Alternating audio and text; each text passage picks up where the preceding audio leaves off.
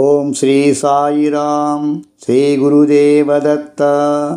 శ్రీ సమర్థ రామదాస విజయము అధ్యాయము 35. ఓం గం గణపతయే నమః. ఓం శ్రీ సరస్వత్యై నమః. ఓం శ్రీ గురుదత్తాత్రేయాయ నమః. శ్రీరామ జయ రామ జయ జయ రామ. మహోర్గఢ్లో బ్రాహ్మణులకు హితబోధ. శ్రీ నిత్యానందుల వారు మరునాడు నిత్యానుష్ఠానమును ముగించి వచ్చి చూచుచరికి విద్యాసాగరుడును మరికొందరు శ్రోతలను వారి రాకకై వేచి ఉన్నారు. శ్రీ సమర్థుల వారు మాతాపురం బ్రాహ్మణులకు తదితర భక్తులకు ఏ విధమైన హితబోధలు చేసినారో వినాలని కుతూహలంతో ఉన్నారు. శ్రీ నిత్యానందుల వారు అచ్చటికి వచ్చుట తోడని అందరూ లేచి చేతులు జోడించి నమస్కారములు చేయుచు జయ జయ రఘువీర సమర్థాయని జయనాదములు చేసినారు. శ్రీ నిత్యానందులు సంతోషంతో అందరినీ కూర్చుండమని సైగలు చేసి ఆశీర్వదించి ఇట్లు చెప్పదొడంగినారు. ధార్మికులారా, శ్రీ సమర్థుల వారి సామర్థ్యమును అక్కడి భక్తులు స్వానుభవంతో తెలుసుకున్నారు. కావున 4 రోజులు ఉండమని కోరారు. మహాత్ములకు ధర్మ ప్రచారమే లక్ష్యము కాబట్టి శ్రీ సమర్థులను అంగీకరించారు. ఆ రోజున ధ్యాననిష్టలో 10 మంది కూర్చుండగా శ్రీ దత్తాత్రేయ స్వామి చేసిన లీలకు భయపడి పారిపోయిన వారిలో 4 మాత్రమే తిరిగి వచ్చి ఆ స్వామి దర్శనం చేసుకోగలిగారు. తర్వాత అందరికీ తెలిసింది ఈ విషయము. వారంతా వచ్చి ఆ సాయంత్రమే శ్రీ సమర్థుల వారిని శరణు పొందినారు. సమర్థ సద్గురు మహాత్మా, మా తప్పిదములు మన్నించి మాకు మార్గదర్శనం చేయించండి.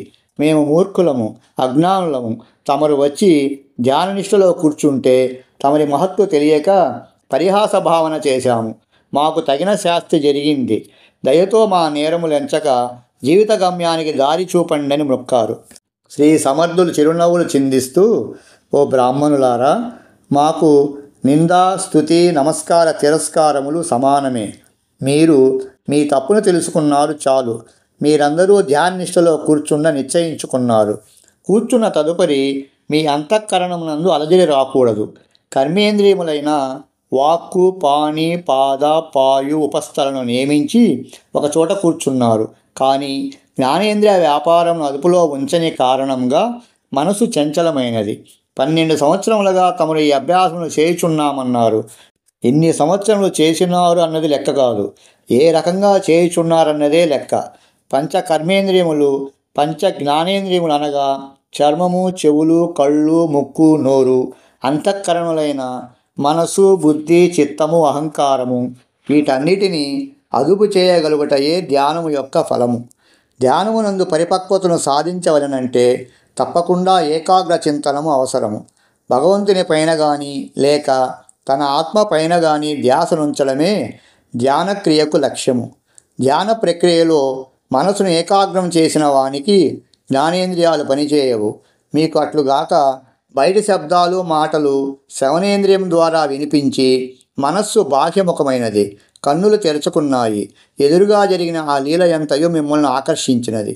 అనేక అపోహలకు దారితీసినది. మనసు చంచలమైతే భగవద్దర్శనం ఎలా కలుగుతుంది?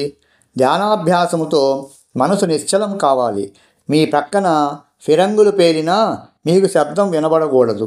లోన ఉన్న ఓంకారనాదములో మీరు లీనం కాగలిగితే బయట శబ్దాలు మీకు వినపడవు. చిత్తము దాని వృత్తులను విడిచిపెట్టాలి. అహంకారం అసలే ఉండరాదు. దీనినే అంతఃకరణ శుద్ధి అంటారు. చిత్తము స్వతసిద్ధముగా నిర్మలమైనదే.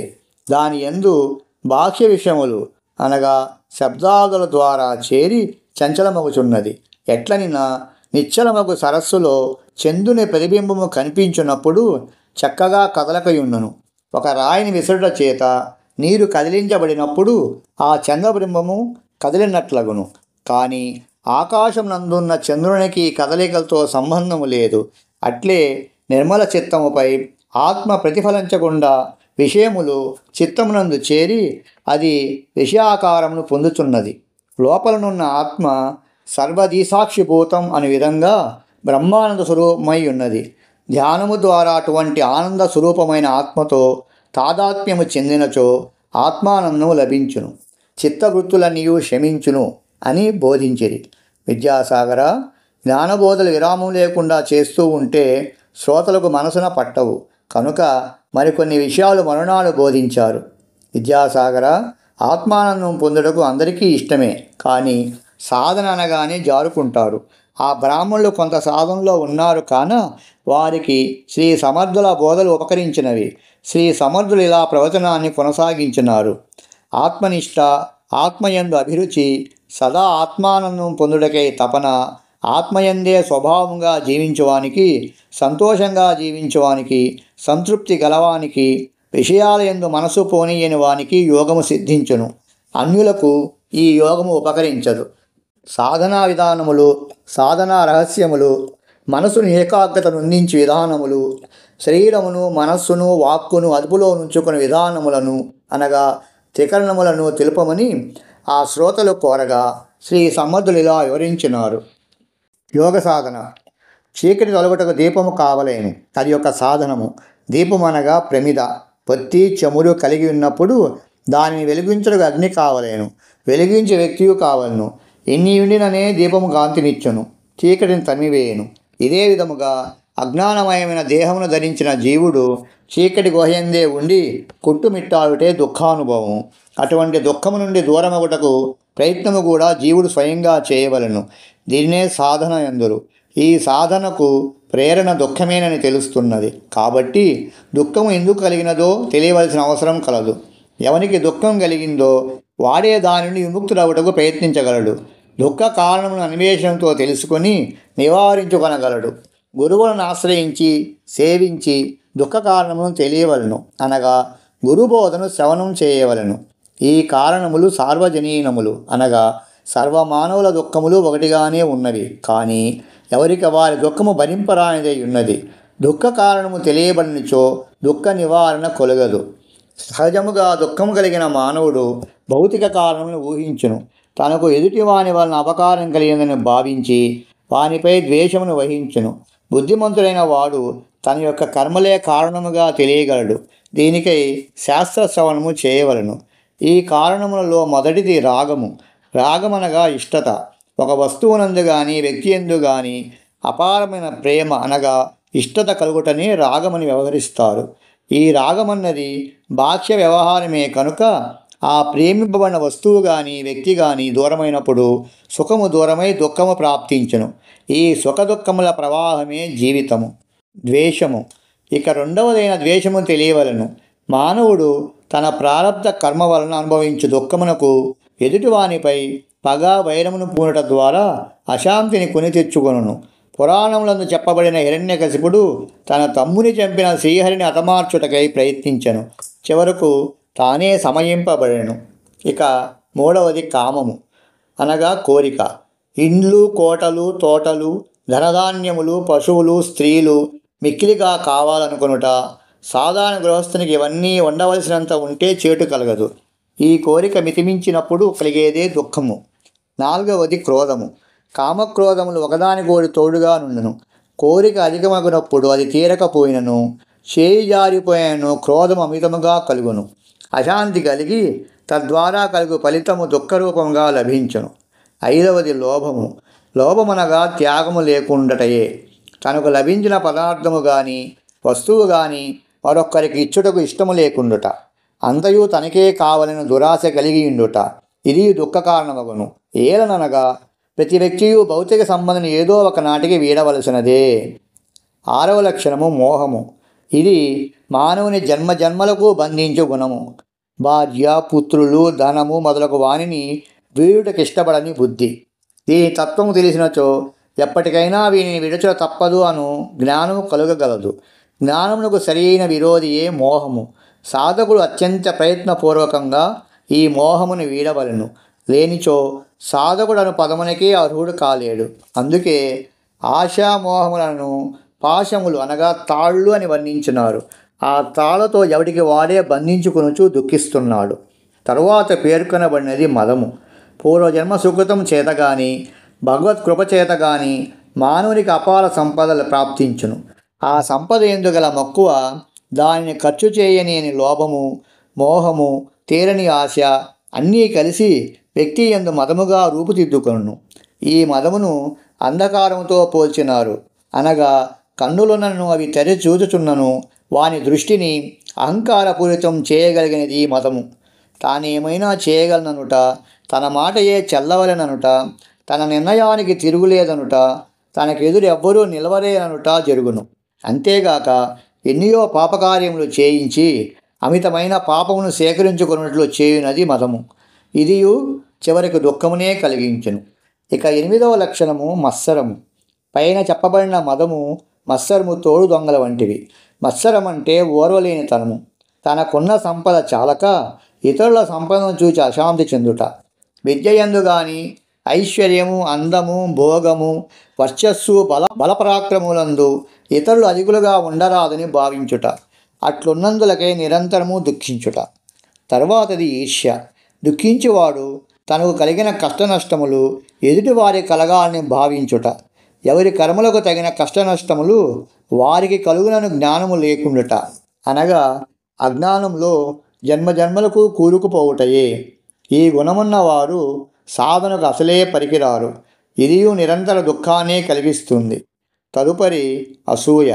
లోకములోని సంపద సుఖములు అన్నీయూ తనకే కావలననియు ఇతరులకు ఉండరాదనియు భావించుట. పేరు ప్రఖ్యాతులు, గౌరవ ప్రతిపత్తులు తనకే ఉండవలననుకున్నవారు నిరంతరము ఇతరులను తక్కువ చేసి మాట్లాడుట, మానసికంగా వారిని హింసించుట జరుగును. సహజమైన ప్రేమకు వీరు క్రమంగా దూరమై ఎంత సంపద ఉన్నను నిరంతరము ఎదుటివారిని గూర్చి చింతించుచు అసూయ అనే అగ్నిలో దహింపబడుచుంటారు. తరువాత దంభము. పై దుర్లక్షణాన్నిటికన్నా మానవులకు అపకారమనించు గుణము. తాను చేయు పనులే ఘనమైనవని అందరూ కొనియాడవలని కోరుకొనుట. దానికి భిన్నముగా ఎవరైనా వర్తించిన ఎడల పైన చెప్పబడిన గుణములన్నీ ఒక్కసారిగా వారి మనసును ఆవేశించి సంతోషమును పాడు చేసి జీవితమును దుఃఖమయంగా చేసివేయును. ఇది ఎవరిలో గలదో వాడి జీవితమే నష్టపోవును. కావున సాధకుడు దీని దరిచేరనీయరాదు. ఇక తరువాత లక్షణము దర్పము. తనకు తానే మేటి అని, తనకు సాటైన వాడు లేడని గర్వించుట. అట్లెవడైనా గొప్పవాడు తారసపడినప్పుడు వాడి వేదన చెప్పనలవి కాదు. సకల దుర్గుణములు ఆవేశించి వారిని రాక్షసునిగా మార్చును. అహంకారము. అన్నింటినీ మించినది, అజ్ఞానాంధకారమును ముంచివేయినది, సాధనకు సరైన శత్రువు అహంకారమును గుణమే. సాధకుడే కాదు, దీని బలము చాలా గొప్పది. కావున సర్వులను తన స్వాధీనములోనికి తీసుకొనగలదు. ఇదియే నేను అనబడు అహంకారము. నేను అనేది అభిమాన రూపముగా సర్వమానవుల్లోనూ ఉండును. అది అతిశయించితే అహంకారం అనబడును. ఇది పై గుణములన్నింటికీ బలమునిచ్చును. వాటన్నిటినీ తన ఆధీనం చేసుకొనును. కావున సాధకులారా, దుఃఖ నివారణకు ఆచరించవలసినది ధ్యానయోగ సాధనము. పైన వివరించబడినవన్నీ దుఃఖ కారణములు. ఈ జన్మలో కానీ పూర్వజన్మలలో కానీ ఆయా జీవులు చేసుకున్న కర్మఫలములు. ఈ విషయము ఎరిగిన కానీ దాని నివారణకు మార్గము తెరవబడదు. ఆ మార్గము ధ్యాన సాధన. సాధకులు తమకు కలుగు ఆటంకములను తెలుసుకున్నచో సాధన చక్కగా సాగించగలరు.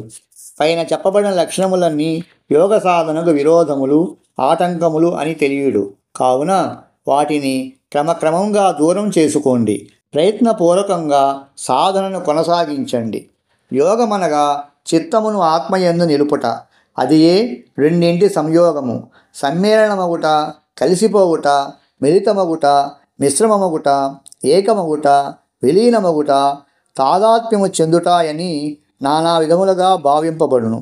ముఖ్యముగా జీవుడి వేరు దేవుడి వేరును భావం పోయినప్పుడు ఏకత్వం అనుభూతమగను. మానవ శరీరములో సాక్షీభూతుడయ్యున్నది పరమాత్మయే అను ప్రగాఢ విశ్వాసం ఏర్పడవలను. సాధన వలననే ఇది సాధ్యమగును.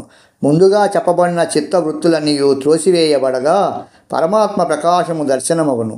నాచుగప్పిన నీటి వద్దకు పోయి నాచును తొలగించి ప్రయత్నపూర్వకంగా అడుగున ఉన్న నీటితో దాహము తీర్చుకుని సేదతీరినట్లు సాధన చేత ఆత్మ సాక్షాత్కారమును పొందిన మానవుడు ధన్యత పొందును.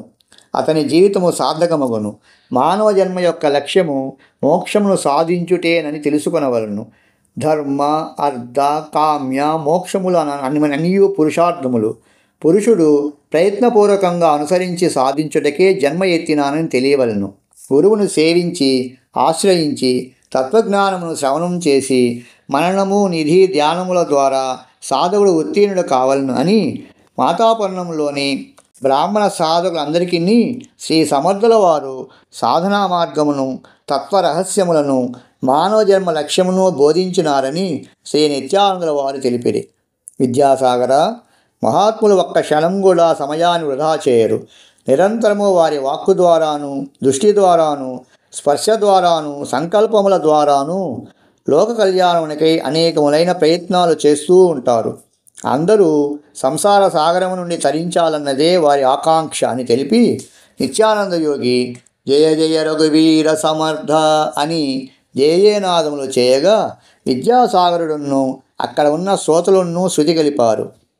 రేణుకామాత దర్శనం తర్వాత శ్రీ సమర్థుల ఉద్ధవునితో సహా అక్కడి వారికి వీడ్కోలు పలికి రేణుకాపహాడుకు చేరుకున్నారు. అచ్చట మాత యొక్క దివ్య దర్శనాన్ని పొందారు. ఆ మాత యొక్క కృప కొరకు ప్రార్థన చేసినారు. సకల మానవాళి యందు సద్గుణములు కలిగించి దుష్టగుణములను పరివర్తన మనరించ వేడుకొన్నారు. రేణుకామాత బ్రహ్మ విద్యకు జ్ఞానమునకు ప్రతిరూపం కాబట్టి ప్రజల యందలి అజ్ఞానాన్ని రూపుమాపుటకు, భోగలాలసులకు బుద్ధి చెప్పుటకు, ధనపిపాసుతో మ్లేచ్చులతో చేతులు గలిపే కుయుక్తి పరులకు తగిన గుణపాఠము నేర్పించుటకు తగిన యుక్తిని శక్తిని ప్రసాదించమని వేడుకొన్నారు. ఆ తల్లి ప్రసన్నురాలైనట్టుగా ప్రసాద రూపంగా ఒక పుష్పము కొప్పుపై నుండి జారి కింద పడగా దానిని ప్రసాదంగా తీసుకొని కళ్ళకద్దుకొని ఉద్ధవుని చేతికిచ్చారు. మాతృదర్శనం అక్కడి నుండి వారి యాత్రలో అనేక విశేషమైన తీర్థాలు సేవిస్తూ శ్రీ సమర్థుల జన్మస్థానమైన జామ్గామ్కు చేరుకున్నారు. వారి సోదరుడైన శ్రేష్ఠుల వారు, మాతృశ్రీ రేణుబాయి, వదినగారు, పిల్లలు ఆనందోత్సాహాలలో ఓలలాడారు. సోదరులు ఇరువురు గంటల తరబడి ఆధ్యాత్మిక చర్చలు చేసేవారు. వదినగారు ఎంతో సంబరపడుచు సకల పిండి వంటలు చేసి భోజనానికి రమ్మని సోదరులిద్దరినీ పిలువగా శ్రీ సమర్థులు మేము భిక్ష మాత్రమే స్వీకరిస్తాము అనగా ఆమె స్వామి మీ ఇష్టానుసారం భిక్షయే స్వీకరించనని సమయస్ఫూర్తిగా మాట్లాడింది. జయ జయ రఘువీర సమర్థ అని నామస్మరణ చేస్తూ ఉద్ధవునితో సహా భిక్ష తీసుకున్నారు. తర్వాత వదిన గారికి వినిపించే విధంగా భిక్ష గురించి బోధలు వినిపించారు. భిక్ష చేయుట అనగా పవిత్రమైన వృత్తి. భిక్ష చేయువాడు ఈశ్వరుడే, భిక్ష ఇచ్చేవాడు ఈశ్వరుడే. ఈ భూమిపైన సంపదంతా భగవానుడిదే. ఎవరు ఆహారం తీసుకున్నా అది ఈశ్వర ప్రసాదమే. కానీ ఆ భావన లేక తమ సంపాదనతో తాము తింటున్నామనుకున్నప్పుడు అహంకారం కలుగును. భిక్ష స్వీకరించేవారు భిక్ష ఇచ్చేవారి పట్ల భగవద్భావం కలిగి ఉంటే అది ప్రసాదమే యగును. తద్వారా గృహస్థుకు లభించే పుణ్యము కూడా భగవత్ ప్రసాదమే యగును. భిక్ష చేయునప్పుడు భగవన్నామోచ్చారణ చేయుట చేత ఆ ఆహారము పరమాత్మకే చెందును. కావున ప్రతిఫలము పరమాత్మయే ఇవ్వగలడు. భగవంతుని నామస్మరణముతో భిక్ష చేయువారు నిరాహారులని చెప్పబడుదురు. ఎందుకంటే ఆ భిక్ష సాక్షాత్తుగా భగవానుడే స్వీకరించును గనుక. ఈ బోధలు విని మాతృశ్రీ రేణుబాయి, వదినగారు కూడా ఆనందాశ్చర్యములు పొందినారు. ఊరివారు పిల్లలు కూడా విని సంతోషించారు.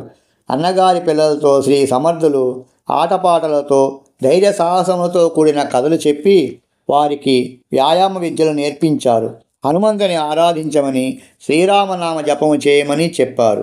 శ్రీ సమర్థుల వారు వచ్చిన సందర్భంగా నిత్యము సాయం వేళ సంకీర్తనమును కథాగానమును చేయవలసినదిగా శ్రేష్ఠుల వారు కోరారు.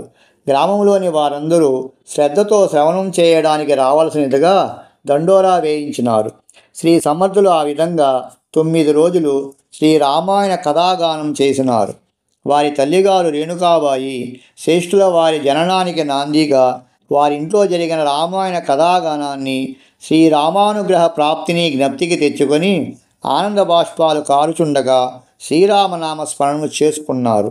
విద్యాసాగర, శ్రీ సమర్థుల వారు ఎక్కడైనా సంకీర్తన చేస్తుంటే ఆబాల గోపాలము మంత్రముగ్ధుల వలె ఆ నామ సంకీర్తనములో లీనమై పరిసరాలను మరిచేవారు. సంగీత విద్యలో అనగా గాంధర్వ వేదం నిష్ణాతులు, రచయితలు, ప్రకాశకులు, బోధకులు అనబడువారు 4 విధములుగా చెప్పబడి ఉన్నారు. అందు క్రమముగా శివుడు, పార్వతి, బ్రహ్మ, విష్ణువు, నందీశ్వరుడు, నారదుడు, హనుమంతుడు, గణేశ్వరుడు, సుబ్రహ్మణ్యుడు, వశిష్ఠుడు, భరద్వాజుడు, చవనుడు, గౌతముడు, బృహస్పతి, శాండిల్యుడు, శుక్రుడు, రావణుడు, బాణాసురుడు, దత్తలుడు, కోహలుడు, శాంగదేవుడు, యాజ్ఞవల్క్యుడు, అర్జునుడు, ఉత్తర, ఉషాకన్య, సోమేశ్వరుడు మొదలగువారు ప్రఖ్యాతి పడిచిన వారు. అందుచేత వీరిలో ఎవరినైనా త్రికరణ శుద్ధిగా ధ్యానించి ఉపాసించినచో సంగీత విద్యలో ప్రావీణ్యత కలుగును, అనగా వారి అనుగ్రహం ప్రసరించబడును. సంగీత సాహిత్యముల మూలము అధిదేవత సరస్వతీమాతయే. కావున ఆమెను ఆరాధించితే కూడా సంగీత విద్యలో ప్రావీణ్యత సంపాదింపగలరు.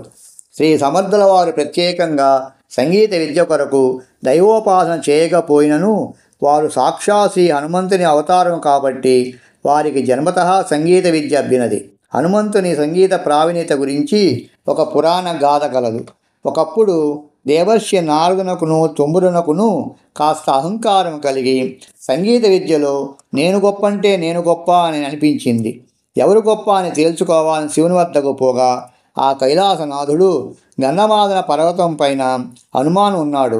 ఆయన తప్ప మీ ఇరువురి విద్యను పరీక్షించుటకు తగిన వారెవ్వరూ లేరని సలహా చెప్పాడు. అప్పుడు వారిరువురు హనుమంతుని సన్నిధికి వచ్చారు. హనుమంతుడు వారికి స్వాగతవచనాలు పలికి ఆదరించి విషయం ఏమిటని విచారించాడు. వారి ఇరువురికి 2 శిలలను ఆసనాలుగా చూపించాడు. వారు ఆ శిలలపై ఆసీనులై వచ్చిన పనిని వివరించారు. సరేనని హనుమంతుడు అక్కడే ఉన్న ఒక చెట్టుపైకెక్కి సంగీత రాగాలాపన చేయసాగినాడు. లేళ్లు పరిగెత్తుకు వచ్చి ఆ సంగీతాన్ని వినసాగినవి. 4 వచ్చి ఆడసాగాయి. 3వ ఆయన చెట్లు చికిర్చినవి. నారద తుంబురు ఇరువురు తమలో తాము మనకు పరీక్ష పెట్టి మనలో ఎవరు గొప్ప అనే విషయం తేల్చమంటే ఈయన గానం చేస్తాడేమిటా అని కొంతసేపు అలా అనుకుంటూ తన్మయులై ఆ గానానికి మైమర్చిపోయారు. పరమానందాన్ని అనుభవిస్తున్నారు. వారు కూర్చున్న శిలలు కరిగి నీరైనవి. వారి చుట్టూ నీరు ప్రవహిస్తున్నది వారు గ్రహించలేదు. హనుమంతుల వారు ఆ గానాన్ని ఆపగానే వారికి బాహ్యస్మృతి కలిగి చూచేసరికి కరిగి నీరైన రాయి మరలా వెంటనే రాయిగా ఘనీభవించినది. ఆ రాతి మధ్యలో వారు ఇరుక్కున్నారు. అప్పుడు ఆ పరిస్థితి నుండి ఎలా బయటపడాలో తెలియక హనుమంతుని ప్రార్థించారు. ఆయన, మహానుభావులారా, తమరి గానంతో ఆ రాళ్ళను కరిగించుకున్నచో ఉత్తమ ప్రతిభావంతులెవరో నిర్ణయించగలని చెప్పినారు. అప్పుడు కానీ వారి ప్రతిభకి ఇది పరీక్ష అని అర్థం కాలేదు. వారిరువురు ఒకరి తర్వాత మరొకరుగా గానం చేశారు, కానీ ఎంతకీ రాళ్ళు కరగలేదు. వారప్పుడు సిగ్గుపడి తమకు కలిగిన అహంకారమునకు తగిన శాస్తి జరిగినదని, ఇక ముందు ఎన్నడూ ఇట్లు అహంకరించమని ప్రతిజ్ఞ చేసి హనుమంతుని ప్రార్థించగా ఆయన తిరిగి తన గానంతో ఆ రాళ్లను కరిగించి వారికి విముక్తిని ప్రసాదించాడు. కావున విద్యాసాగర, హనుమంతుల వారు సకల విద్యాపూర్ణుడు, కానీ దాసభావం మరొని మహాబలశాలి. రామబంటునని ఆయన ఆనందంగా చెప్పుకుంటారు. శ్రీ సమర్థులు కూడా రామదాసులే. విద్యాసాగర, శ్రీ సమర్థ రామదాస స్వామికి సకల విద్యలు సకల కళలు కూడా శ్రీరామ మంత్రోపాసన ద్వారా లభించినవే. ధర్మ సూక్ష్మములు వేదశాస్త్ర పరిజ్ఞానమంతా వారిలో స్థానం ఏర్పరచుకున్నవనుటలో అతిశయోక్తి లేదు. షడ్గుణ సంపత్తి ఆయన యందు నెలకొని ఉన్నది, అనగా నిత్య సంతోషము, దయ, శమ, ఆర్జవము, ప్రశాంతి, దాంతి అను 6 గుణములు ఎవరి యందు మూర్తీభవించునో వారికి ప్రపంచమందు కావలసినదంటూ ఉండదు అని చెప్పగా విని విద్యాసాగరుడు ఇట్లు ప్రశ్నించెను. గురుదేవా, వేదాలు, శాస్త్రాలు, పురాణాలు, కళలు అంటారు కదా, వాటిని వివరంగా తెలుపగోరుచున్నానని ప్రార్థించాడు. శిష్యుని కుతూహలానికి ప్రసన్నులైన శ్రీ నిత్యానందులు, వత్స, వేదాలు 4, ఋగ్వేదము, యజుర్వేదము, సామవేదము, అథర్వణ వేదము. శాస్త్రాలు 6, వ్యాకరణ, కల్ప, ఛందస్సు, జ్యోతిష్యము, శిక్ష, నిరుక్తము.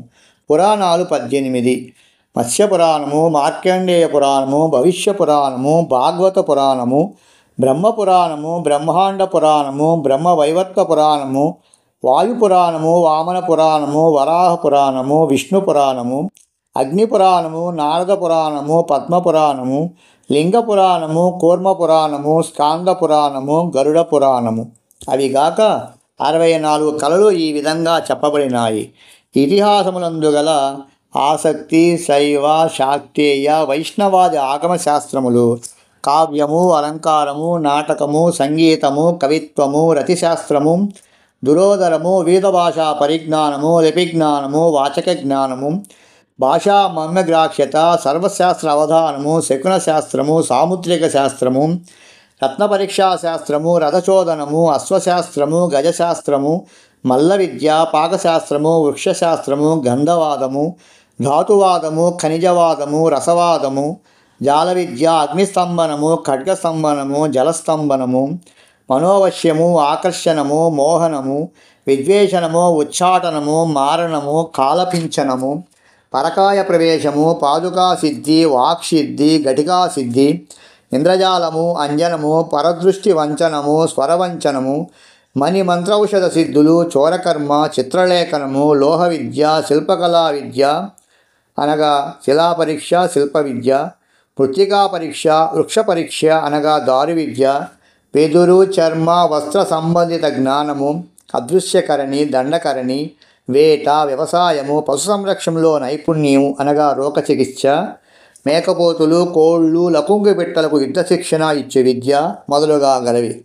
విద్యాసాగర, శ్రీ సమర్థులు సకల కళా ప్రపూర్ణులైనను వారు ఏ విద్యలను ప్రకటించలేదు. ఆయా సందర్భములందు ఆయా అవసరములను బట్టి శ్రీరామ కృపచేత కొన్ని మహత్తులు ప్రకటమైనవి. శ్రీ సమర్థులు వేదాంతి మాత్రమే గాక మహాప్రవక్త, ధర్మస్థాపకుడు, శాంతి దూత అని కొనియాడబడినాడు.